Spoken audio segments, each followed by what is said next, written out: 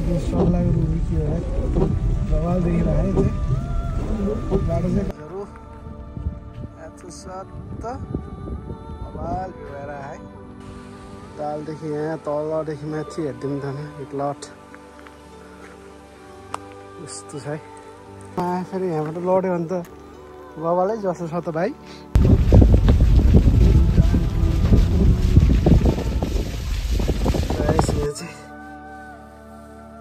त्यसो भयो यो चाहिँ मेरो गएको जस्तो छ यो गाडीमा चाहिँ पुरा यस्तै छ है यस्तो यस्तो हिँडेर जानुपर्छ उता चाहिँ यो चाहिँ अब अस्ट्रेलियाको एकदम गाउँको पनि गाउँ है चिरोड हिँडिरहेको आज चाहिँ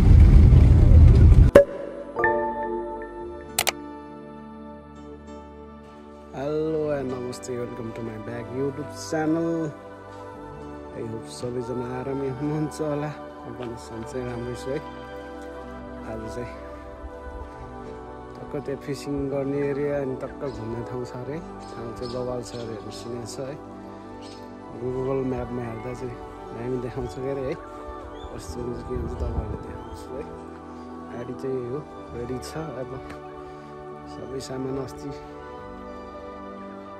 टेन्सनहरू सबै यही गाडीभित्रै छ होला है अस्ति निकालेको छैन त्यहाँ गएर माछा मऱ्यो भने चाहिँ टेन्ट टाँगेर टक्क पोलेर खानुपर्छ मरेन भने चाहिँ सर घुम्ने आउने काम हुन्छ आज चाहिँ अब चाहिँ लाग्दिनु पर्छ है त हामी चाहिँ लगाइछ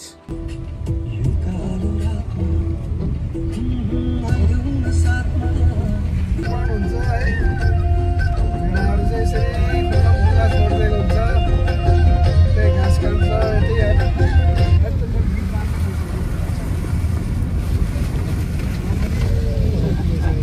कपिराइट हालिहाल्छ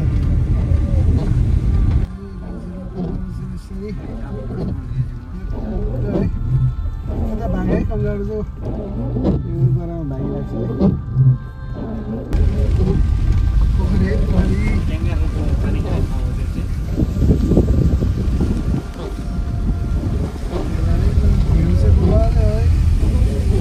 त्यो डाँडाले यो डाँडाहरू त्यसको चाहिँ लाग्नु थाकेको ठ्याक्कै एकदम भित्रका जस्तो छ गाइजहरू बवाल छ अस्ट्रेलियाको बवालै छ है यही है केही छैन डाँडा काँडा जङ्गलतिर यस्तै पाउँथ्यो ठाउँ चाहिँ धेरै ठुलो भेडाकामहरू तारहरू खाँदा छ है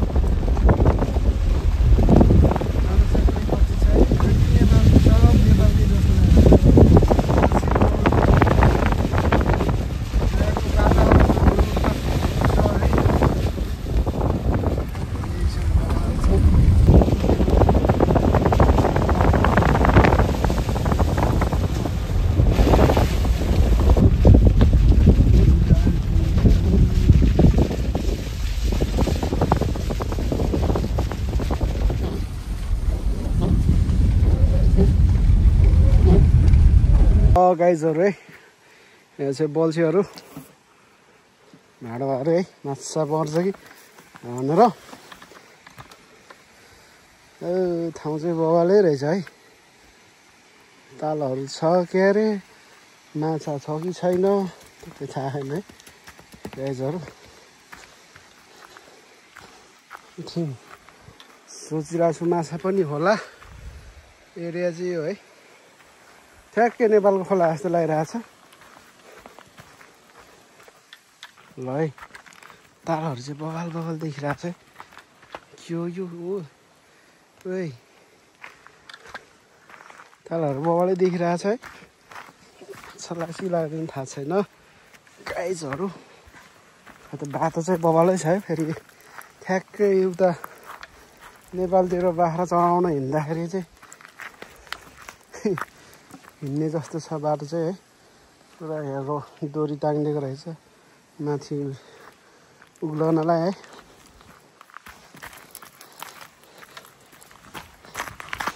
गाईहरू एरिया ठाउँ चाहिँ भाइ त्यहाँ पुगेको छ है। त्यो पहेँलो ज्याकेट लाउने ल्याएर पानी आइरह है, पानी परिरह ठ्याक्कै लेकतिर जस्तो लागिरह है। फेरि यहाँबाट लड्यो भने त बवालै जस्तो छ त भाइ। यहाँ त बवालै छ त माछा चम्किन्छ भाइ त्यसरी नबोला।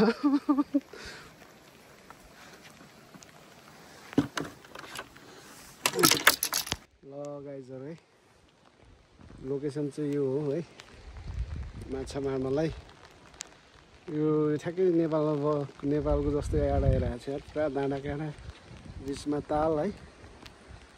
ओ माई गड गुड ठाउँ यार।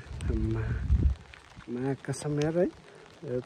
लगाइ ताल चाहिँ यही हो है ठ्याक्कै। डाँडा काँडा चाहिँ यसरी देखिरहेको छ है। सही हो माछा मार्नुपर्छ।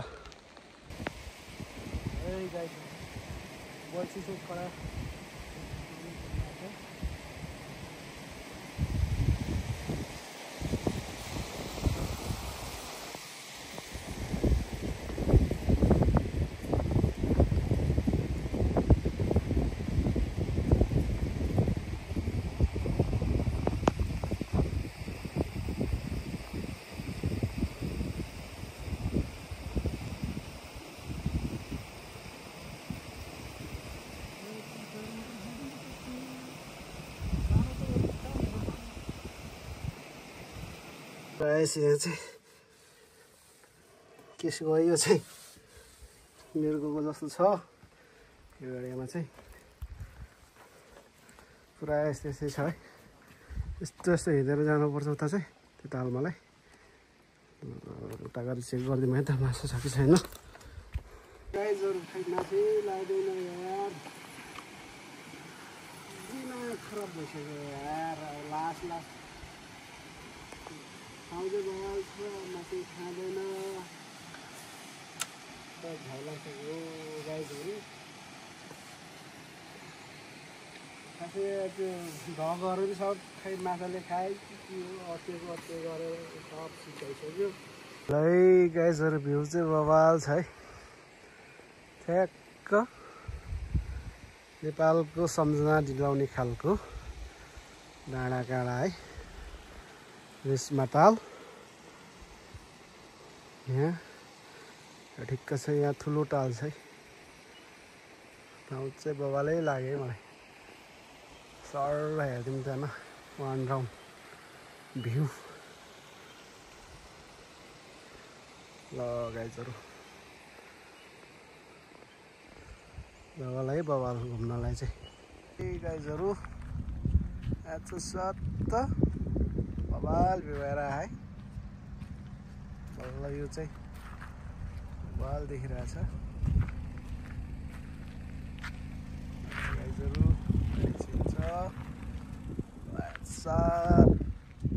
भ्यू चाहिँ कङ्गारुहरू चाहिँ यहाँ उफ्रिरहेछ है। यो कङ्गारु सब कङ्गारुहरू लागिरहेछन् कुटुङटुङ। ल गाइजहरु भ्यू बवाल।